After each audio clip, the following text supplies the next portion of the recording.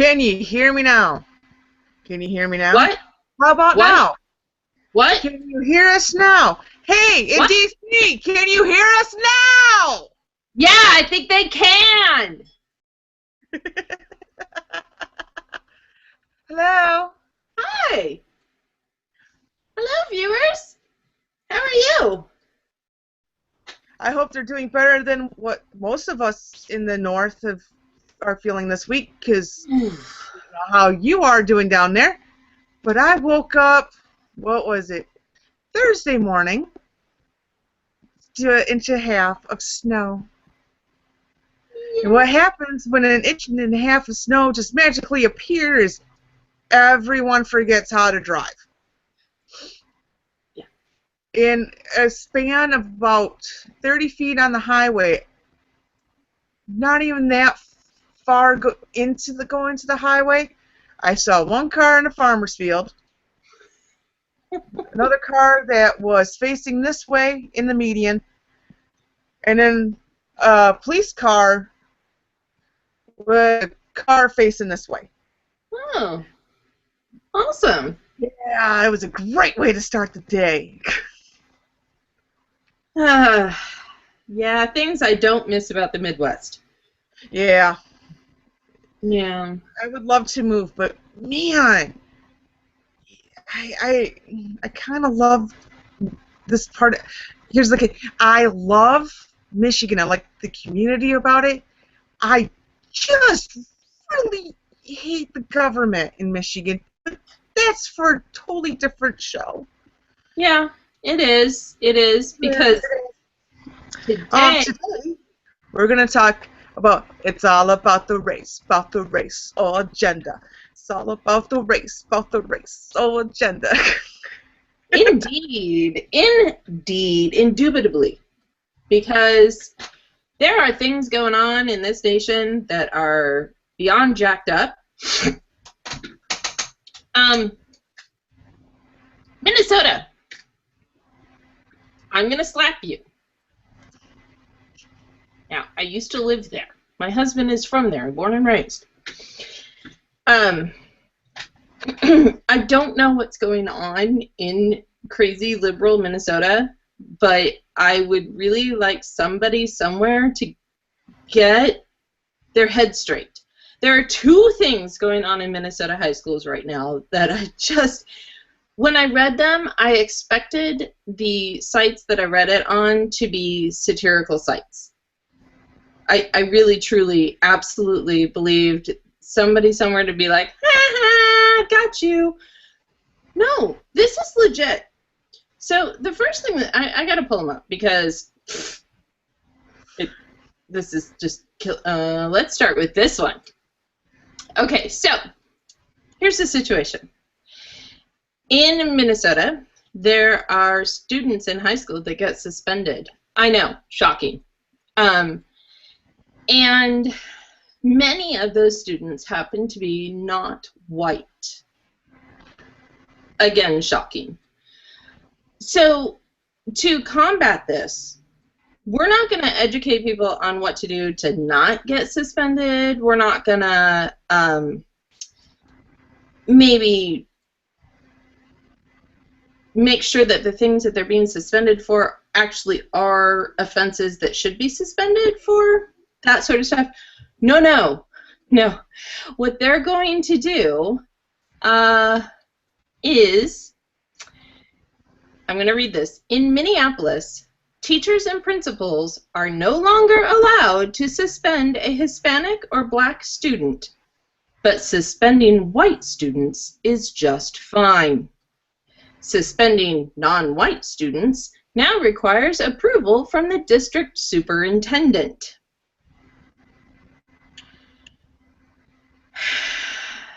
So basically what they're saying is, because around 70% of the 32,000 students in Minneapolis, 70%, let's just keep that in our head, are considered minorities. And the superintendent... 30% are minorities. Yeah, okay. Oh, sorry, minorities. There's actually quotations around that word. Not lying. Bernadilla Johnson, who is the superintendent of the schools, she actually is a black woman. And she says that these minorities are being suspended for disciplinary behavior that would only merit a warning if done by a white child. Not student, child.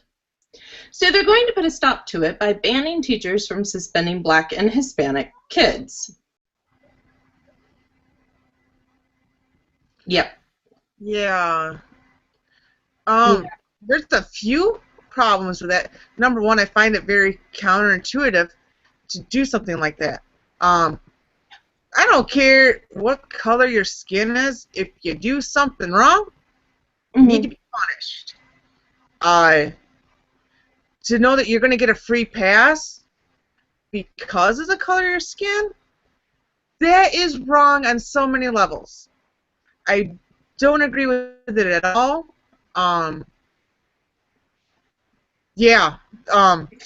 It's a crazy, and the best part is they refer to it as a strange case of reverse discrimination. No, it is not reverse. It is simply discrimination. There's no reverse discrimination. It either is that like reverse racism? No, there's no reverse racism. No, that's a term that's made up. I don't know who made it up, but it's not true.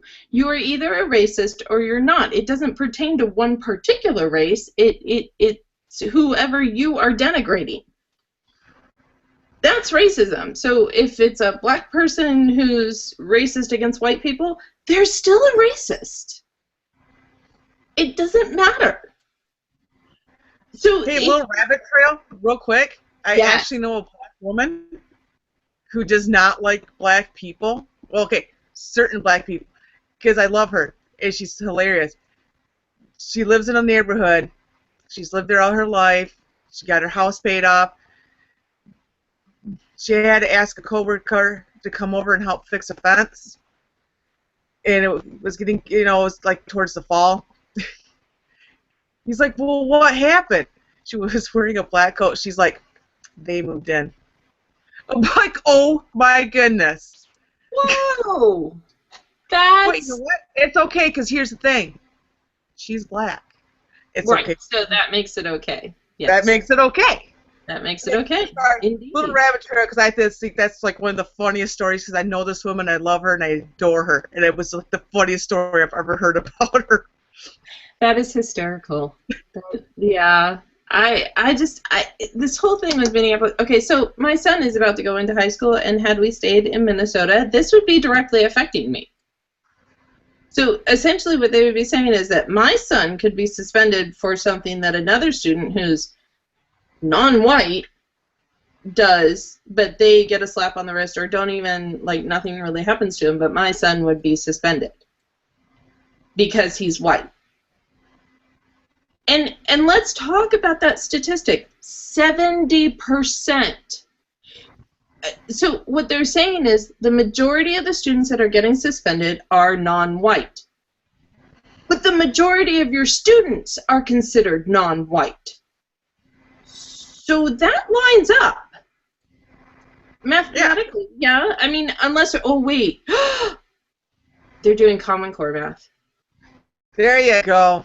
There you go. That must be it. They're rounding. This is what I've learned. All answers in Common Core math equal 42. 42 is the answer to life. 42 is the answer to life. It is the answer to the ultimate question. Yeah, I'm trying to figure out the logic of this, because they're saying that the majority of the students that are being suspended are non-white, but then they, by their own statistics, are saying that the majority of the students are non-white. Yeah, so that figures. Now, if you were to tell me that 80% of the students that are being suspended are non-white and 20% of the students are non-white, well, okay, then maybe you might have a bias and you might have an issue then. Okay, then your math lines up. But you're not even telling me what the percentages of students that are non-white that are being suspended, but you give me a percentage of the students that you yourself consider to be non-white, and you give that as 70%. That is a majority. Right, and I like the fact, because this is how my mind's working, she did not bring up Asians, and I know there has to be an Asian community out there. Mm-hmm.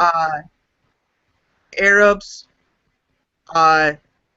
Native Americans. You know. Well, I will tell you, having come from Minneapolis, because that's where I lived, the two biggest non-white communities that are in the Minneapolis area are Somalian and Hmong. Those are the two that are the highest percentage in the city. So you do have, and I don't know what they consider the Hmong. I mean, they would be considered Asian, but I don't know how they're literally the article just says non-white. So I don't know what that means. But yeah, Somalian and Hmong are the two highest groupings that are in Minneapolis. Why? I don't know. But it's been that way for years. Yeah. Yeah, I read this article. I saw the look on the superintendent's face. Here's the thing. If you're going to have that kind of position of power, especially in schools, don't abuse it like this. You're not doing anybody any favors by doing this. None. Because all that teaches them is, right now we can get away with anything in the school, and that means possibly, if I use that kind of logic when I'm an adult, I can get away with stuff then too. Because I work with people like that, and it upsets me. Because I've had them play that kind of card, and I've had to play my own card. Well, and it just further divides us. It all it serves to do is say there's this dividing line between whites and non-whites. I'm sorry, aren't we supposed to all live together and be happy and sing Kumbaya or something? We're not supposed to divide along racial lines, are we? Here's the thing. Okay, I grew up to this thing called Schoolhouse Rock. Sorry. Right? Okay, it is so desperately needed nowadays. One of the songs in Schoolhouse Rock is The Great Melting Pot. Yes. That's kind of how my parents raised me, but because my parents aren't too far removed from their ancestors coming, my ancestors coming to America, that's the way they were taught. Mm-hmm. We came from a real crap country, and this is how they treated us, and we're going to come here to America where everybody's on this equal playing field, and we have a chance to make it or break it. Right. It's by our actions. It's not by how we were born. Either we're born into, royalty, or we're born into being a little peon that's not going to be any more than a dirt farmer. No, I'll bring up Frederick Douglass. He was born a slave. He died a rich man. People know him by his books and his writings because he wasn't dumb. He could have stayed a poor black man wallowing. Yeah, I was born a slave and I never could do much with my life. He could have. He didn't. Why? Because he lived in America. And he made something of himself. America. I don't care how dumb that sounds coming out of my mouth right now, but America. That's what we're, that's what makes this country great. Yeah. And to put this on children when you yourself are an educator is basic. I'm going to say how it is. That's mentally retarded. You slowing ahead. Oh, but we haven't gotten to the next thing that's happening in Minnesota. Oh, good Lord. Yeah, because, okay, so the article that I read, the headline, I'm just going to read the headline because it's total clickbait, and I was like, what? And then I read the article, and it's a really good article, but the headline is ridiculous. The headline says, Minnesota high school may soon permit boys and girls to shower together. Clickbait. So, I'm like, well, is this, are somebody punking me? Like, I just read this article about how non-whites are gonna not be suspended and whites are. There's something going on. What's going on in Minnesota? So I checked the article out. It's a very well-written article, and it's very well-researched, actually. What it's talking about is sports in Minnesota. And there is, let me reference this because I don't want to give bad information. There is a transgender policy being considered by the Minnesota State High School League. So what this means is they're trying to decide if students who feel they are transgender, meaning that a boy feels like he's a girl feels like she's a boy, whatever, if they can actually play the sports that are designated for the opposite sex that they believe they are. That's what this really comes down to.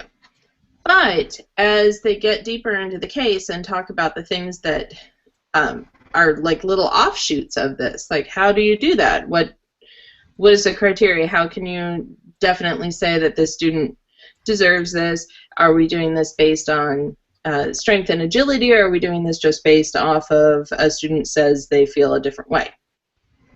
But one of the things they bring up is in locker rooms and what they would do in the case of locker rooms, because if you've got an all-boy football team and you've got a girl that says, I believe I'm a boy and I can play football, and proves that she can, where does she change? Where does she shower? What's going on? And vice versa, if you have a boy who wants to be on the gymnastics team, where does he go? On the female gymnastics, there's obviously a male gymnastics team, but anyway, I'm just trying to have an illustration here. Does he then change with the girls because he says he's a girl? Gotcha. And furthermore, they go further into it and say, can a teenager actually make that determination at that point that they know what gender they say they are?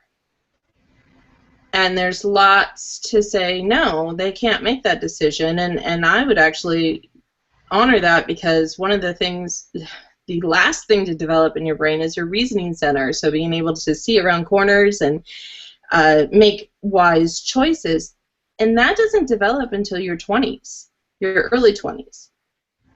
So does a teenager actually know what gender they think they are, or is there peer pressure involved? Is there community pressure? Is there more things going on here? Are they gay but they don't know how to express that? Or what's going on here?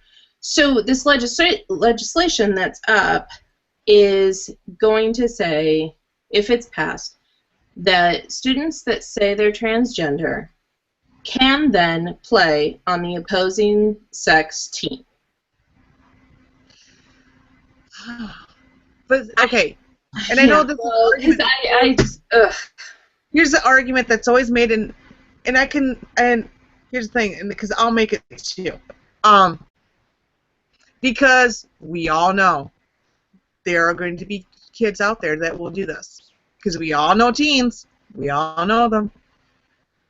That will sit there and say, I'm transgendered to get into that, into that locker room or on that team. There are going to be transgender people out there. But there's going to be a few You know there's always going to be that one girl that's going to try to get on a wrestling team just to wrestle the boys. You know this. There's going to be that guy that's going to try to get into like the girls swimming team or whatever. You know they're out there, and it's not for the right reasons. Right. So now it comes down to a question, then how do you protect the other kids? Plus, what if these kids aren't comfortable sharing a locker room with somebody that, you know, doesn't have the same genitalia or whatever? Mm-hmm. I know if I was, you know, let's say when I was in high school, and there was a transgendered boy that felt like he was a girl, and he hasn't had the surgery yet, I don't think I would feel comfortable being in the same locker room with somebody who still has to wear a jockstrap. Right. You know what I mean? Okay. Because I'm trying really hard not to come off as insensitive, but there's a lot of issues at stake. Right. You also have to think about how the other students are going to feel. Right. And I don't want my children, who are all fixing to get into high school here pretty soon. My son is going into high school next year, and my oldest daughter will be following suit in 2 years, 3 years. So I don't know.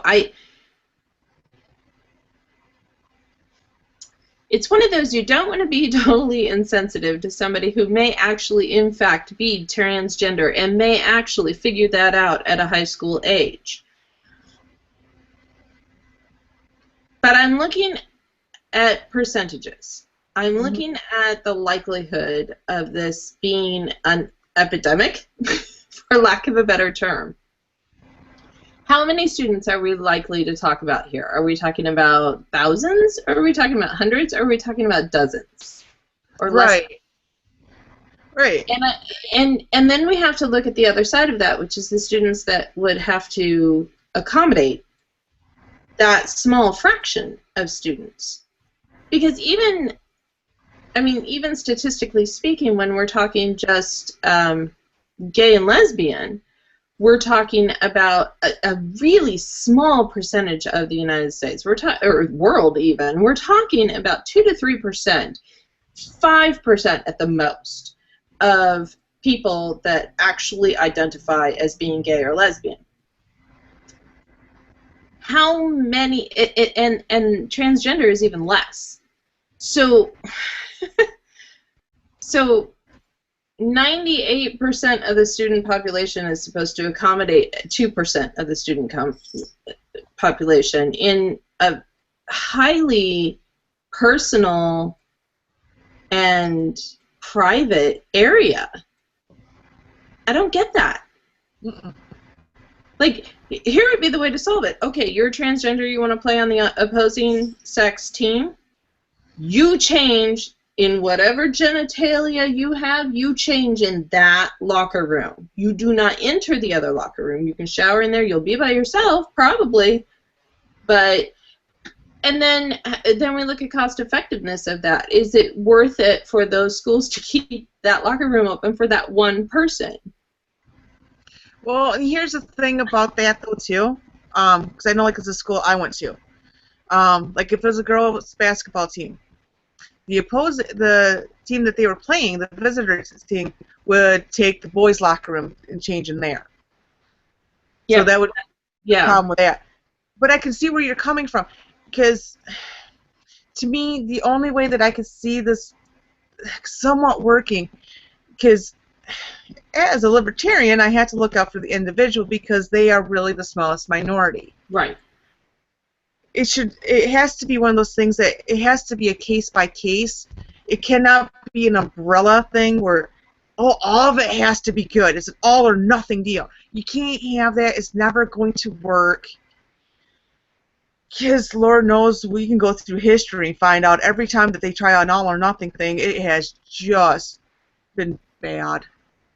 But to me, it seems like that would be more of a case by case, because there's going to be schools that don't have a transgender, or might have some, but they're not into sports, that kind of stuff. You know what I mean?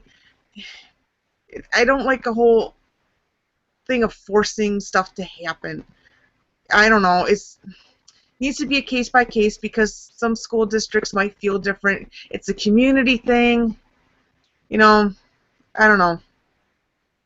It does need to be case by case, and unfortunately what's going in front of this sports league is not a case by case. It is going to be an umbrella situation because they have so many schools that they have to accommodate, and I kind of look at it, go with me on the journey. I kind of look at it as the difference between the Constitution and states' rights. So you have the school district, which is kind of the Constitution. That's encompasses everything. But then you have each individual school district, which would be like the states, and then you have your individual schools, which would be your city legislation. So is there a way that we can say, well, each city or each state, so each school district, can make their own rules? Or is this a matter of it has to all be the same because there isn't a voucher program in Minnesota, so you cannot choose which school to go to? School choice. I like how you brought that in there. Yeah, I'm slick like that. But it's true. Like, okay, so I'm stuck in a school district, but I don't agree with the policy that they've enacted. What do I do? Right. I just... Michigan, we have school choice. I wouldn't know what to do. See, we don't really have school choice here. You can petition for certain things, but it has to be within a very limited focus. What we do have is actual schools choice. We have the public school, we have charter schools, we have private schools. We can homeschool here. So in Nevada, there's actually a lot of options. In Minnesota, I don't know how many options there really are. I know that there are private schools. I don't know about charter schools in Minnesota. There's Montessori schools, but that's more for the younger ones. So this is a subject matter that is really hard for me because I think psychologically, a teenager cannot, with great authority, determine exactly who they are, for the most part. I do believe there are exceptions to that. I've met them. I know them. They're really grounded people. But for the most part, teenagers they don't even have a clue. They don't even have a clue what clothes they should be wearing because they're so swayed by what everybody else is wearing. So I don't know. I'm really, really torn on this. I don't think it should be a legislation issue. I think it should be a case-by-case, school-by-school issue, and that each school has the authority to say yes or no if this is going to happen. Yeah. I think we kind of solved that one now. We just have to get the state of Minnesota to listen to us. They're never going to listen to me. Oh, yeah, because we're brilliant. I mean, I hate to be logical about it and stuff, so... Oh, see, that's where the problem is. We were bringing logic into politics. Dang it. I know. I know. We should stop doing that. I know, because what we have learned is so many things on the table now it has nothing to do about logic or reason. It's all about feelings. Feelings. You're going to make me sing Barbra Streisand again. Don't make me do it. Hey, I sang It's All About the Race earlier, so have at it. I might later because the next one, I'm sorry, I'm like crazy excited about this one. And I shouldn't be, but I am. So the next one is really all about feelings. Feelings. Okay. Indeed. I am going to say that this is the highest case of hug a thug that I have ever seen in my life. So let me set this for you. I used to be a corrections officer. My husband currently is a corrections officer. I actually used to be a corrections officer at a women's prison. Here's the headline that I want to talk about. We should stop putting women in jail for anything.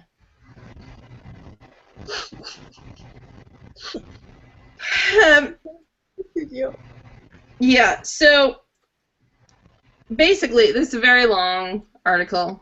I'm going to try to sum it up. What they're saying is in Britain, because we should always take everything that Britain does and do it. Oh, wait. No, we shouldn't. So in Britain, apparently they've enacted this new thing about women's prisons because apparently women are not really all that violent. The only reason that we could possibly ever become violent is because a big bad man made us believe that we are good for nothing and that the only way to prove our love to the big bad man is to stab people or rob them or set fire to their houses. And it's not our fault. It will never be our fault because it's the big bad man's fault. Because our teeny tiny little brains and our big hearts, we just get confused. We don't mean to make mistakes. I'd like my Oscar now. Thank you. Bravo! Bravo! Okay, so I worked in a women's prison. Let me just tell you, these, I was about to say a really bad word. Females are not the gentler sex. They're not victims. They are not innocents. Let me tell you who we housed. We housed a woman who murdered her husband and then put him in a barrel to ferment. We housed child molesters. We housed arsonists. Oh, my personal favorite were the prostitutes that got picked up because they were known to be prostituting when they knew that they either had Hep C or HIV. Oh, nice. They sound like such sweethearts. They do. They're giving, is what you're saying. Yeah. Here's the thing. I worked at the prison 11 years ago. Like, physically, actually, I was at the prison 11 years ago. My husband, last week, he now works at the jail, told me that he ran into an inmate that we used to take care of who's now at the jail. 11 years, people. 11 years. And this happens on a regular basis. These women are let out, they commit more crimes, they get put back into jail. And this whole theory of, well, we should just not put women in jail because it's so oppressive. If we're really nice to them, and we stroke their hair, and we tell them that they're pretty, and we give them a place to live, and we help them develop job skills, that suddenly they'll become productive members of society. In the prison that I worked in, there was a work program, and they actually had to apply for these jobs, and they had to work hard, and if they didn't, they got fired from them. The jobs ranged from janitorial work to working in a warehouse sorting items. They got paid per hour. Not a lot, but they did get paid, and that money could be put on their books so that they could buy commissary and whatnot, other things, or just keep the money aside. And many of the girls did take their jobs very seriously. Some of them not so much.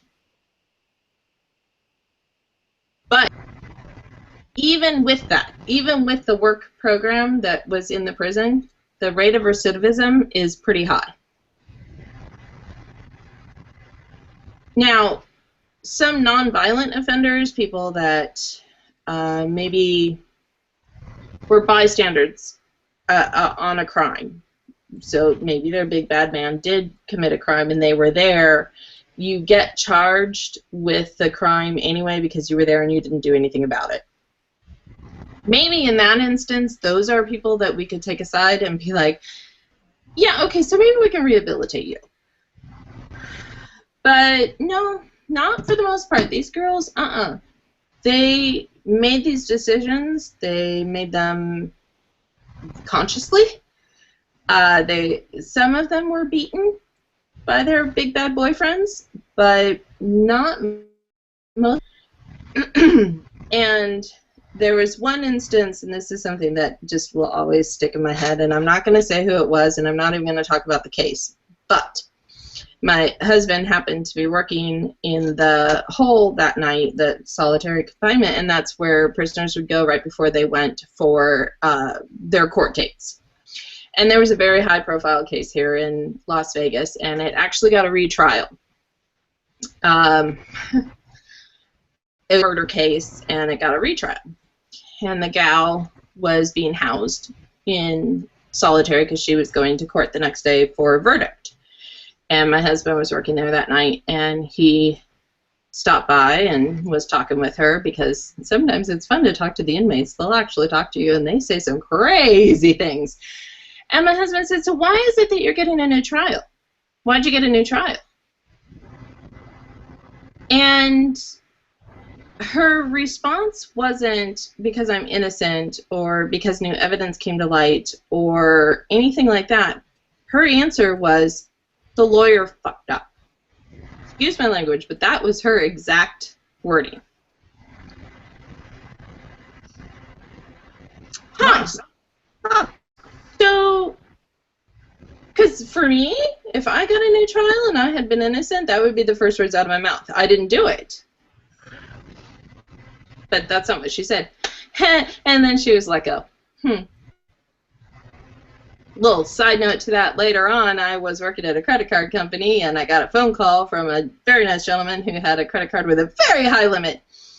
And he wanted me to lower it to $300. When I asked him why, he said that his girlfriend had been buying furniture on the card, and he just wasn't going to pay for it anymore. So he paid the card off in full and lowered it to $300. Doing a little research, because I found that doing a little research, same girl.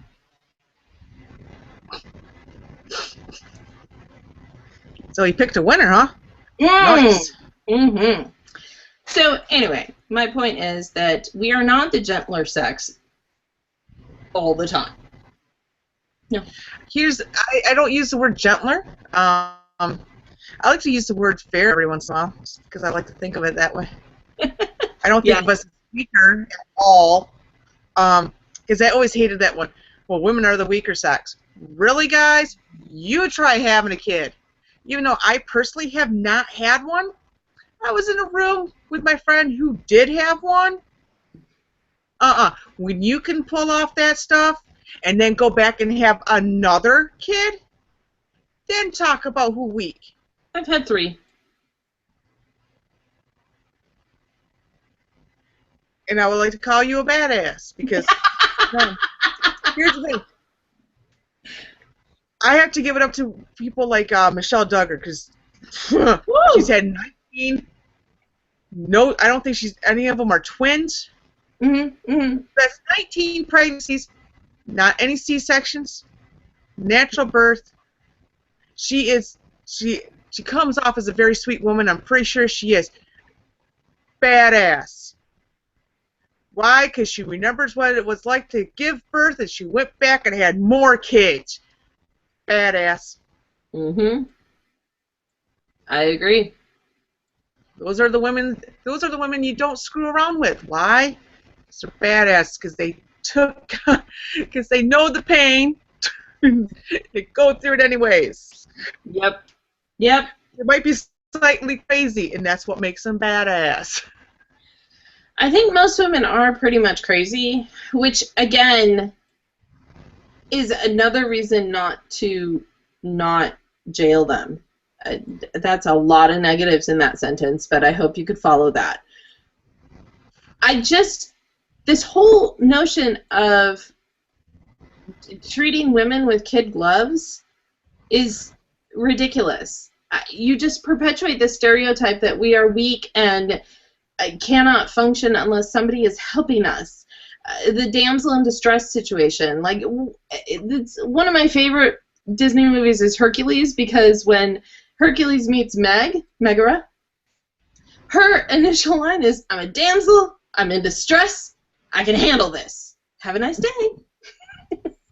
Right, and I think that's great that finally that was brought to light, that women can do it. And though I haven't met a lot of women in jail, like I said, the closest I ever get is Beyond Scared Straight. Mm-hmm. I've seen the women in jail. They can say it's staged as much as they want. Here's the thing.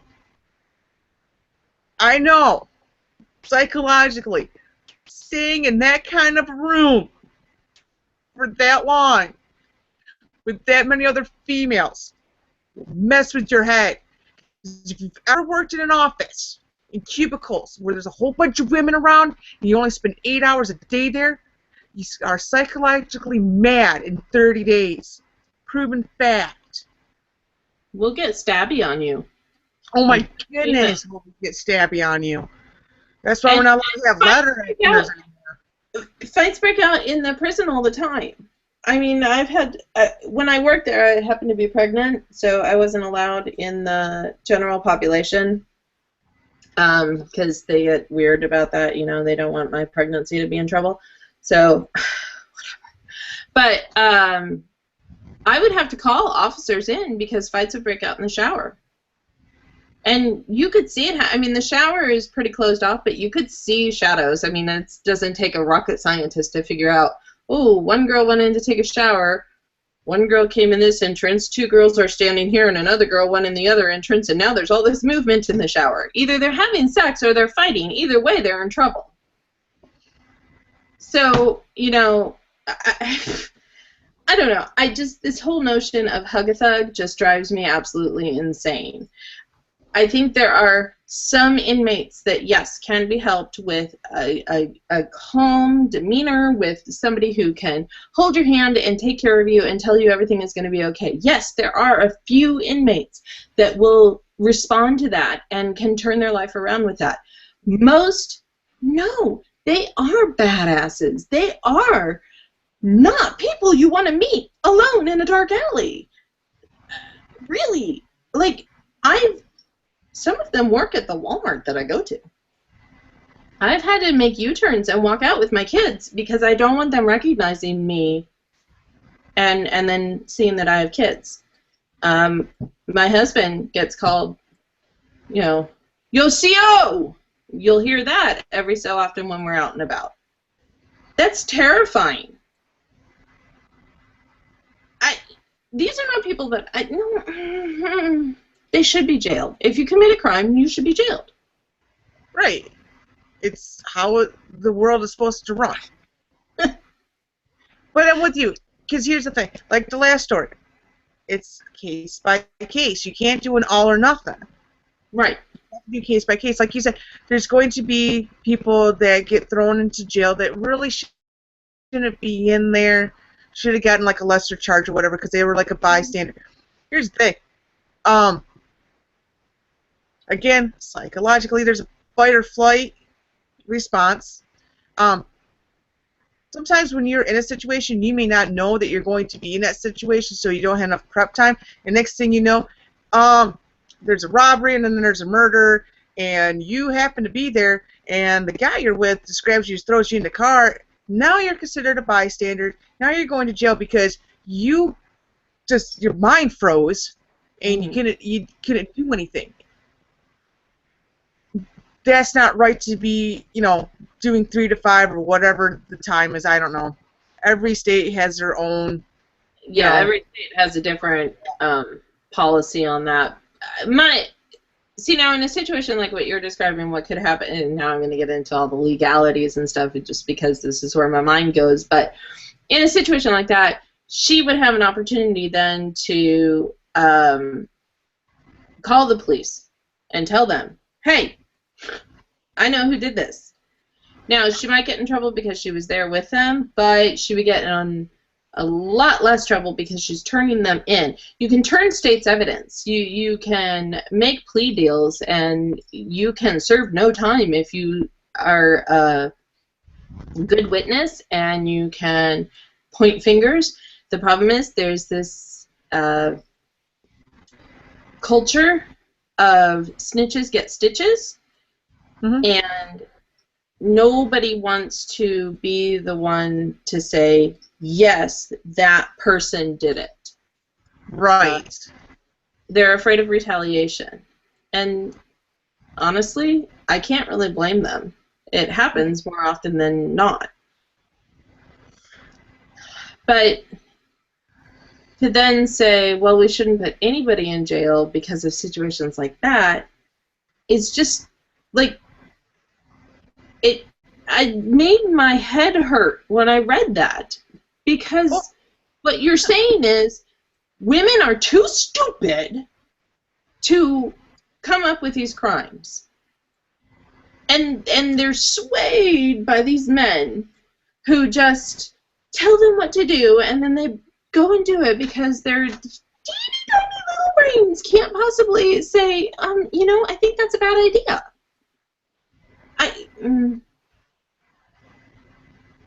Yeah, because I'm gonna go back in history because there's the Algonquin tribe, which I always love when people talk about how there were a lot of good women leaderships and stuff. I'm like, look up Algonquin. I probably pronounced it, but they were a matriarchy, and again, badass. And they were a warrior tribe, which goes to prove not only are these women smart, they know how to kill, they know how to plan, they know what they're doing. You can go in American history. You have some women that were in the Wild West that are quite well known for what they've done, even in the mob. Though a lot of them are male, there was a few females that were pretty good at what they did. And they weren't too swayed by the men, they were swayed by the greenbacks. Yep.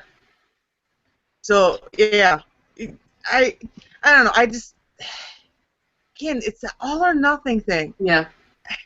I am never really good with that. I never had been. I always like being thought as an individual.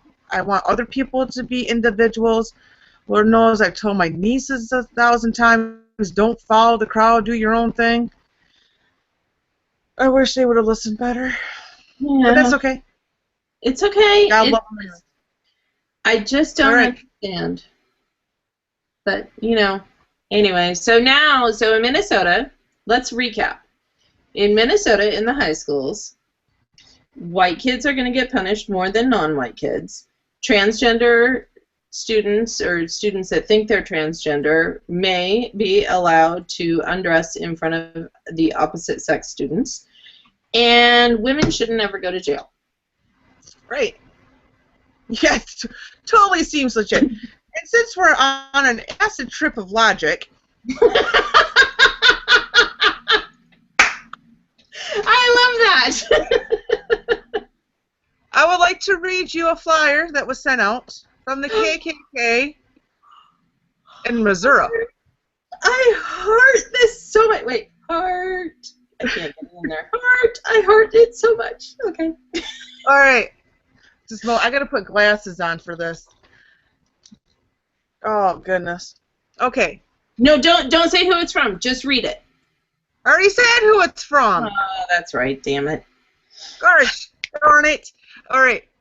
Attention to the terrorists masquerading as peaceful protesters. You have awakened a sleeping giant. The good people of St. Louis County of all races, colors, and creeds will not tolerate your threats of violence against our police officers, their families, and our communities. We will not sit by and allow you to harm our families, communities, property, nor disrupt our daily lives. Your right to freedom of speech does not give you the right to terrorize citizens. Let's let that soak in because I've already said it's from the KKK. And they also put in there, we will use lethal force as provided under Missouri law to defend ourselves. Yes, because awesome sauce. Right. Like I said, just let that soak in. The KKK is telling people, what was this again? That we're not going to tolerate your threats of violence. Right. Against and we will not allow you to harm our community nor disrupt our daily lives. Okay. Burning crosses. Oh, I'm sorry. Did I say that out loud? What was that? Lynchings? What? What? Hangings. Yeah. Woo! Man, it got dusty up in here. Drag behind cars. Oh, what? I'm sorry. Oh. Woo, there's something going on. Woo, we must have caught something at the same time there, girlie. Woo! Must be one of these computer virus type things. Damn. Oh my, yeah.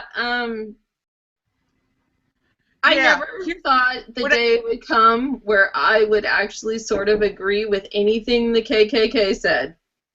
Right?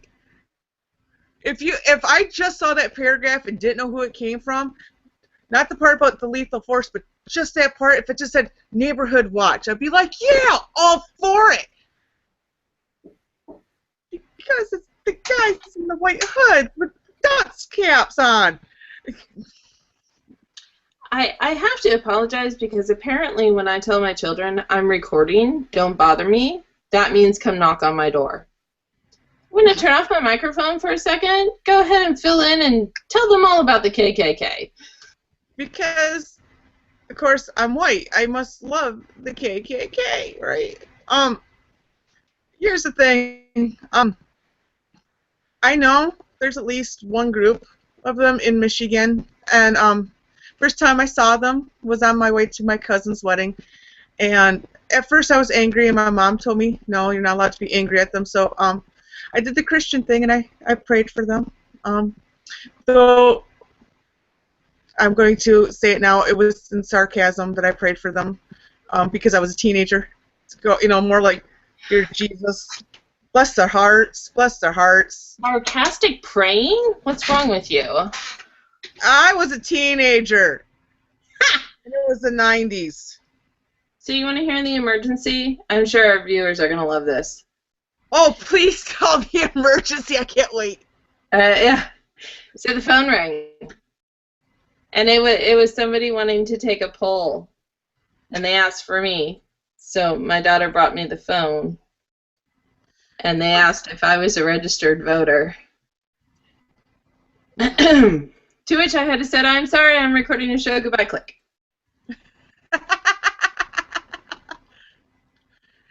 Wait, they're doing voter polling? Well, okay, so here's the situation.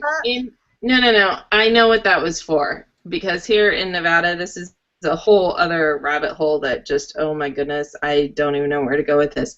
So they're trying to legalize recreational and marijuana.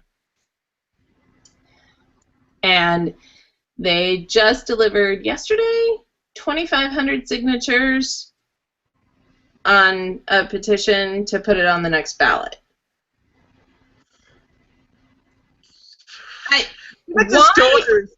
See, now here's what I love.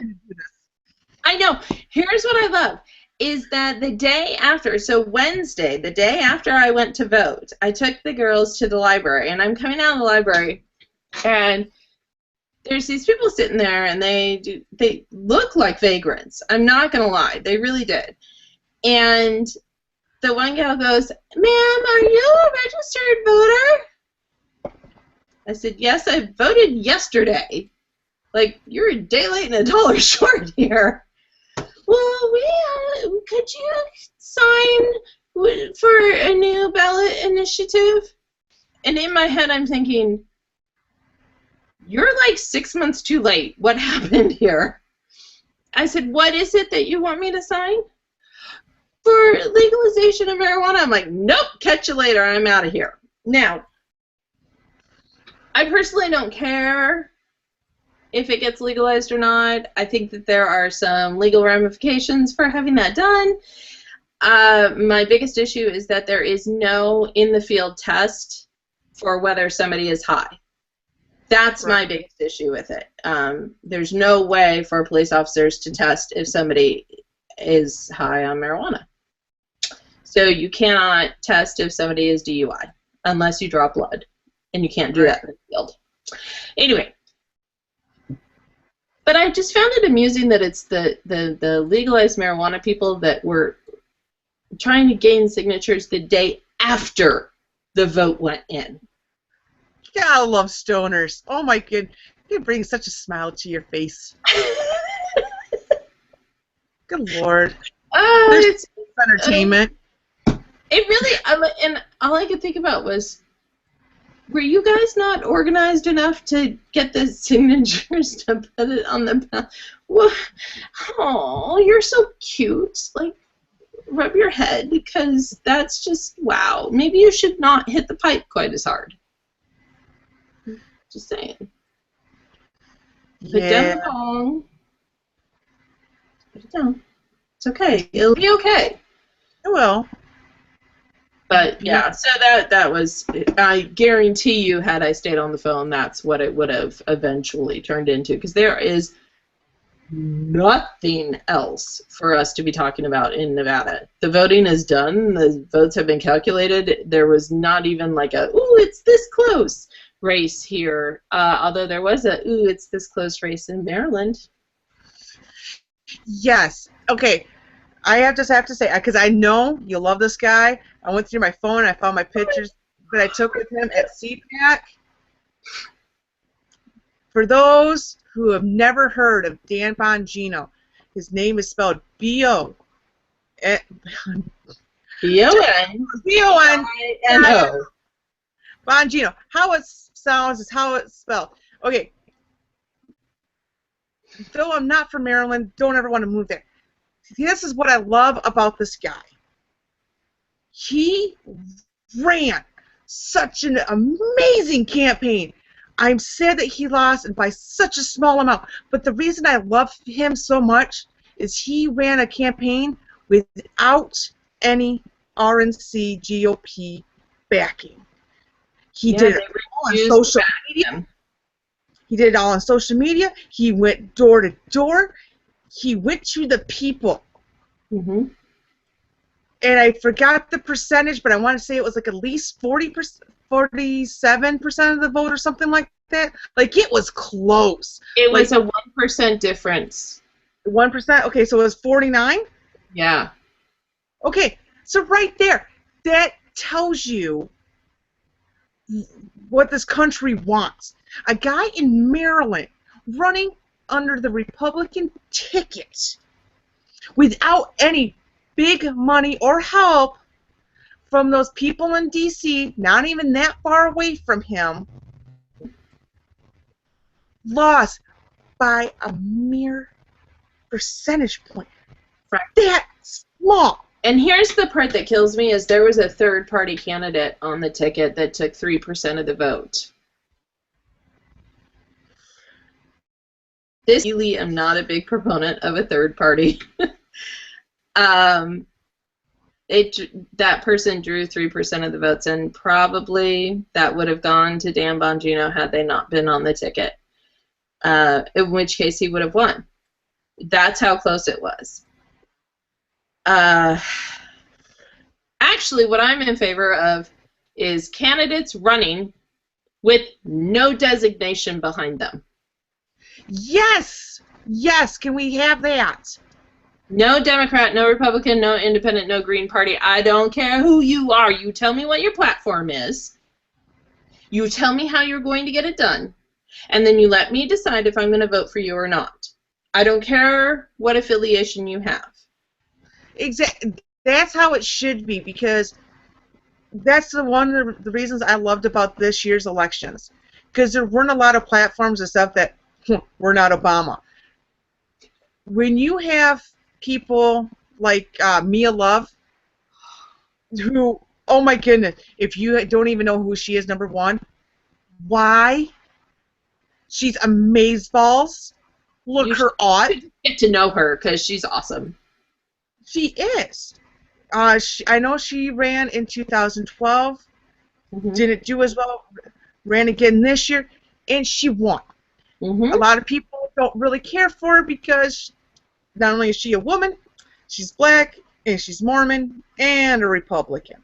And married to a white man. Her parents immigrated here from Haiti, so she's a first-generation American, which makes all this so much more awesome. There were so many great things that happened this year, besides that map I showed at the beginning. That was for the House, by the way. But just a message was sent. That they're sick of the same old. We're sick of the same old. Don't lie. Stop it. Yeah. Do what is best for us. Control. Don't play the crony games. We're done. We're sick of being on welfare. We're sick of seeing all these jobs go everywhere else. And I'm sick of going on Facebook and hearing, well, it's because of these people it's going over there. No, it's not. It's because of the taxes that are imposed on businesses. Small businesses can no longer function because of all these taxes that are being brought on them, so only big businesses can do it. But big businesses don't want to have all these other people, so they're going overseas. And then you got all these trade agreements happening. Obama was just in China with the Trans-Pacific. Now that one kind of comes at me because my plant, because I'll let y'all know right now, I am a union worker. Not that I'm the strongest proponent. I'm not like the, I go to all the meetings and I, go to, I play one on TV. Here's the thing, I pay my dues. I use the union when needed.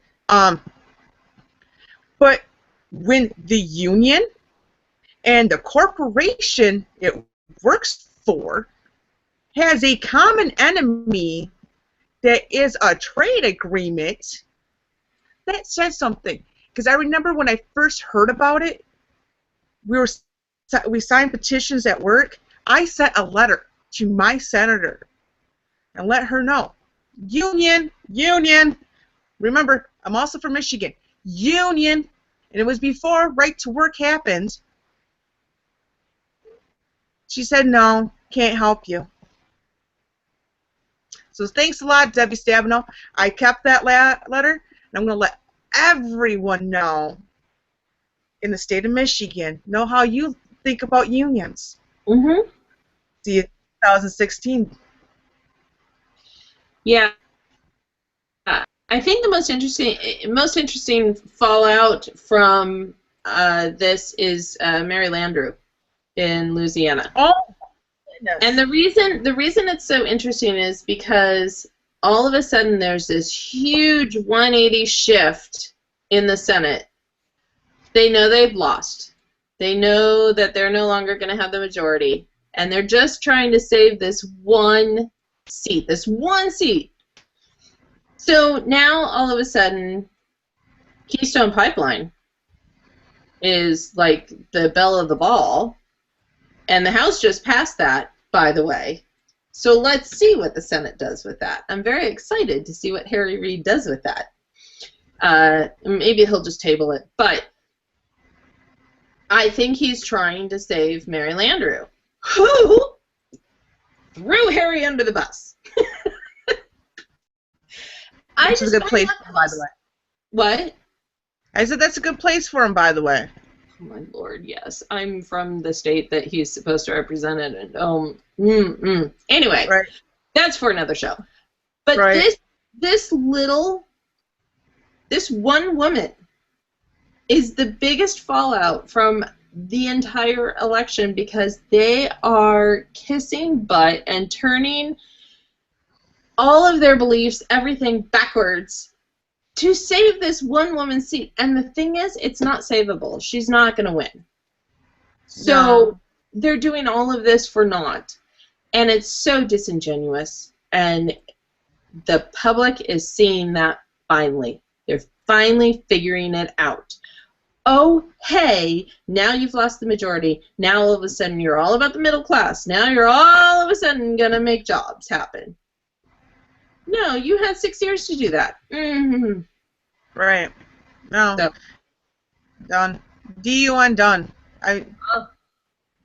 We can't survive on their games anymore. We honestly need to get back to how it was. I'll even go with the 40s and 50s. You know, not that we were, everything was going 100%. But you know what? Politicians kind of gave a damn. Mm-hmm. You know, not going back to the 30s with the New Deal, because let's face it, that just kind of sucked donkey's butt and has ruined us. Yes. But that's just my personal belief. We'll let the economic majors figure that one out. Indeed. Because I'm a girl, math is hard. Teeny tiny brain. So, there's just 2 more things, and I know we're running out of time, but I'm just going to touch on them really, really quickly, like 30 seconds each. Number 1, can we just have a hoorah? Because Tom Morisi was released and is back on U.S. soil and is reunited with his family. And what I really like about that story, basically, the U.S. federal government had this much to do with it. Yep. I would like to give a shout out with that one to Greta Van Susteren, Montel Williams, and Governor Bill Richardson, because they're the ones that were the big ones really heralding this fight. Yep. So, got to give them mad props. Yep. Okay, your second one. The second one is another show unto itself, but it can wait because it's about to explode. Ferguson. It looks like there's going to be a grand jury verdict released possibly Monday. So be on the lookout for nationwide riots. If you have a gun, learn how to use it and make sure you have ammo. Just saying. So that's where I'm at right now with Ferguson. Oh, and that Mike Brown's parents went over to Geneva to tell the UN that Mike Brown's death was tantamount to torture. Uh-huh. Yeah. Because being killed fairly quickly, and I like saying that he was shot dead on the first bullet, but I think torture, Chinese water torture comes to mind first. Well, they're calling it. They kind of lump it into the torture, but they're calling it a human rights violation. Yeah, just don't hurt your head, because. Yeah. Wow, we thought that social justice couldn't get any more. Yeah. It's crazy. So stay on alert for the Ferguson verdict, which will probably come back that Officer Wilson is cleared of all wrongdoing. That's most likely going to be the outcome, which means riots. Yay! So in other words, stock up on food because you can't go into the city. Gotcha! Make sure you have bottled water. We got well water. It's all good. Oh, well, then there you go. We don't. Oh, shoot, I live in Michigan. It just snowed here, so you just go get just go pack up some snow. You'll be good to go. Yeah, just let that melt. It's all good. As long as you don't go for the yellow snow. Right. Doing good. Doing good. It's all good. But yes, we are out of time. We're probably a little over, and that's okay. That's okay. Because there's times I probably don't go to an hour and a half, 2 hours. No. So. Dear Lord, no. No, I don't. won't do that to you, viewers. We promise. We can find rabbit holes, but Well, not that. 10 minutes is our top of going over. So, if you would like to discuss anything that we've discussed with us further, you can find me on the Twitters at BeautiflyWings. Or if you're on Tumblr and want to be a social justice wingnut on me, Pope Sparkles is how you can find me on Tumblr. Ooh, how nice. I am not on Tumblr because, frankly, Tumblr scares me. I'm old. But you can find me on the Twitter sphere at InDepthGirlism. You can also find me on Facebook if you know my real name. And if you're a true fan, you probably watched the Two Conservative Lesbian series, and so you at least know my first name. Mwah. Oh, that reminds me, on Facebook, there is a Maid Dames fan page. What? Go over there and like it. Just go over there and like it. Go like it. That's where we're going to post everything, all our craziness, and all our shows, and random things that either one of us pops into our heads and decide, well, let's throw it on there. And we want to interact with you. So definitely, like, the jail story actually came from Sandra Ballman. Please, by all means, if you find something, give it to me. Give it to Pope Sparkles, and we will run with it. Okay. So until next time, people. Bye. Bye. Bye.